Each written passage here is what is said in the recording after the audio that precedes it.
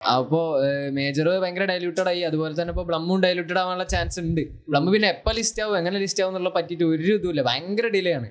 Let's hope എന്ന് പറയാന്നല്ല വേറെ ഒന്നും. ആകെ ഇപ്പൊ നമുക്ക് വേണമെങ്കിൽ പറയാം ഒരു ഡിസംബർ ജനുവരി ആകുമ്പോഴത്തേക്കൊക്കെ അത് വരുമായിരിക്കും.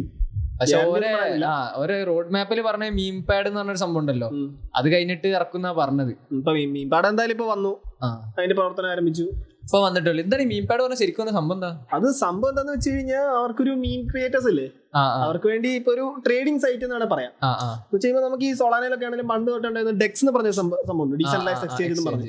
അവിടെ എന്ന് വെച്ച് കഴിയുമ്പോൾ നമുക്ക് സൊളാന കൊടുത്തിട്ടോ അല്ലെങ്കിൽ USDC അങ്ങനെ കറൻസി വെച്ച് നമുക്ക് ഒരു കറൻസി വേറൊരു കറൻസി ആയിട്ട് എക്സ്ചേഞ്ച് ചെയ്യാം.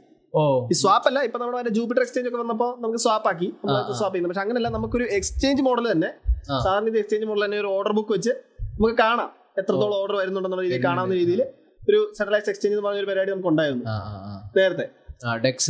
ഒരു റേഡിയത്തിന്റെ ഒക്കെ എക്സ്ചേഞ്ച് ഉണ്ടായിരുന്നു ആ സമയത്ത്. സെറത്തിന്റെ ആണെങ്കിൽ സെറായിരുന്നു ആദ്യം. ട്വിറ്റർ എടുത്ത് നോക്കിയാൽ കാണാൻ പറ്റും, ചിൽഗൈ എന്നെല്ലാം പറഞ്ഞ പീനട്ട് ഒക്കെ ഉണ്ടല്ലോ, അതെല്ലാം ഈ റേഡിയത്തിലൊക്കെ വന്നിട്ടാണ് പിന്നെ ബൈനാൻസുകാരൊക്കെ എടുത്ത് ലിസ്റ്റ് ആക്കി ഫുൾ കയറി പോയത്.